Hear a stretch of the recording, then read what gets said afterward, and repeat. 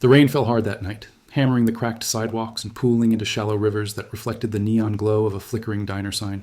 Inside, the low hum of conversation mingled with the hiss of a coffee machine, the clinking of forks against porcelain, and the occasional burst of laughter from a group of young men seated at the counter. It was the kind of laughter that filled the room too loudly, not with joy, but with arrogance, the kind meant to be overheard. Then, the bell above the diner door gave a tired jingle and the atmosphere shifted. A man stepped in from the storm. His clothes hung loosely, tattered and damp. The shoulders of his old coat, sagging under the weight of years, lived on the street. His beard was thick, uneven, streaked with gray, his face weathered by cold nights and unforgiving days. The smell of damp wool and stale smoke trailed after him, and almost instantly, noses turned away, hands pulled jackets tighter, and eyes darted with discomfort. The man shuffled forward, his boots squelching softly, each step heavy, as though even the act of walking carried shame. Conversations faltered. The clinking of silverware slowed. And then, from the counter, one voice rose. A mocking whisper, exaggerated just enough to be heard. God, what is that smell? Did the trash just walk in? Laughter erupted, sharp and cruel. The homeless man lowered his gaze, avoiding their eyes as if shrinking into himself might shield him from their scorn. He moved to an empty booth near the window, the neon light spilling across his tired features, making him look older than he truly was. The waitress, a young woman with tired eyes, approached cautiously. She held a notepad, her voice steady but soft. "What can I get for you?" The man's hands trembled as he rubbed them together for warmth. His voice cracked, barely rising above a whisper. "Just a cup of coffee, please, if it's not too much." Behind him, the laughter grew louder. "Coffee? What's he going to pay with? Lint and bottle caps?" One of the young men sneered. Another leaned forward, smirking. "Maybe he'll wash dishes for it, if he doesn't break 'em first." The others howled, slapping the counter, reveling in their own cruelty. The man said nothing. He stared down at the table, ashamed, his reflection trembling faintly in the glassy surface beneath the flickering diner light. The warmth of the diner, once inviting, now seemed suffocating. The tension thickened, pressing down on every corner of the room. A couple in the corner exchanged uneasy glances. An older man near the door shifted uncomfortably, clearly disturbed but unwilling to speak. The waitress's lips tightened, her pen frozen above her pad, caught between duty and compassion. But the bullies weren't finished. One of them, broad-shouldered with a grin sharp enough to cut, stood from his stool and sauntered toward the booth. His boots echoed across the linoleum, each step deliberate. He leaned down close, the smell of cigarettes clinging to his jacket. "Hey, old man," he drawled, tapping the table with a mocking rhythm. "This isn't a shelter. You don't belong here. So why don't you finish your little fantasy of buying coffee and take your stink back out into the rain?" The man's lips trembled, his eyes glistening, though he fought hard to hold back tears. For a moment, it seemed he might stand and leave, too beaten down to resist, too used to the cruelty of strangers. The laughter at the counter swelled again, filling the air with venom. But then, something changed. Slowly, with trembling fingers, the homeless man reached inside his coat. The bullies exchanged glances, a brief flash of curiosity mixed with unease flickering across their smirks. He dug deep, his movements slow, deliberate, as though pulling not just an object, but a piece of himself from the shadows of his past. The diner grew quieter. The rain outside seemed louder, all eyes fixed on the man as he pulled his hand free. And there, resting in his palm, catching the dim light of the diner like a shard of fire, was a medal. Its surface was scratched, but still gleamed with unmistakable dignity.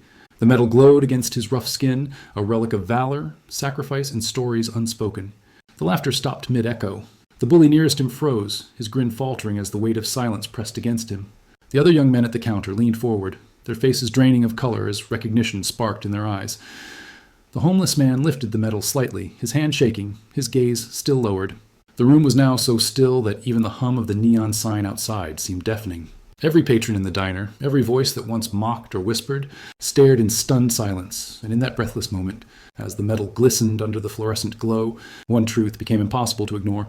This man, dismissed, ridiculed, humiliated, was not who they thought he was.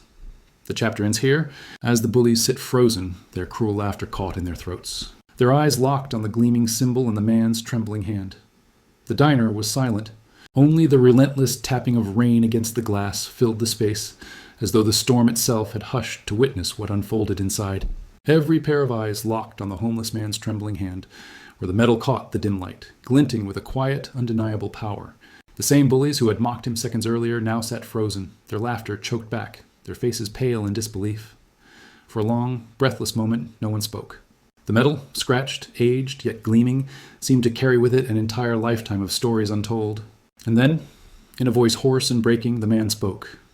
"I wore this," he whispered, his hand shaking, "in places you'll never know. Places where men younger than you gave their lives so you could laugh without fear.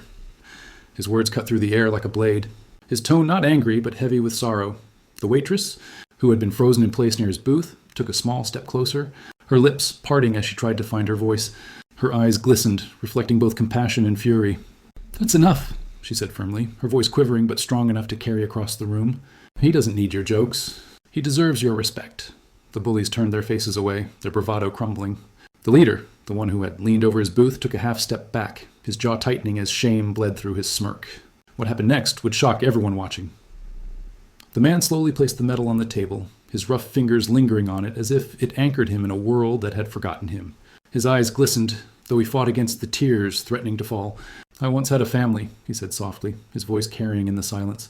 "I had brothers in uniform. We ate together, slept under fire together, buried each other in foreign soil. And when I came home," his voice faltered, his gaze falling to the scratched tabletop. "I came home to nothing. No job, no roof. Just the streets. And when the streets take you, they don't let you go easy." The room felt smaller now, tighter as though every wall was leaning closer. The waitress swallowed hard, her throat tight with emotion, and bent down just slightly. "Sir," she whispered, "you'll have a hot meal tonight. On the house." She turned, her eyes locking with the bullies at the counter, her tone sharp now, unyielding. "And if anyone here has a problem with that, you can leave." The air shifted. The bullies looked away, unable to meet her gaze. Their arrogance drained, replaced by a heavy silence that pressed on their chests like a weight. Some customers shifted uneasily, guilt prickling at them for having stayed quiet while the man was ridiculed. Then, slowly, one older gentleman at the far end of the diner rose to his feet. His hands shook slightly, but his eyes were steady as he approached the booth. He extended his hand, his voice low but clear.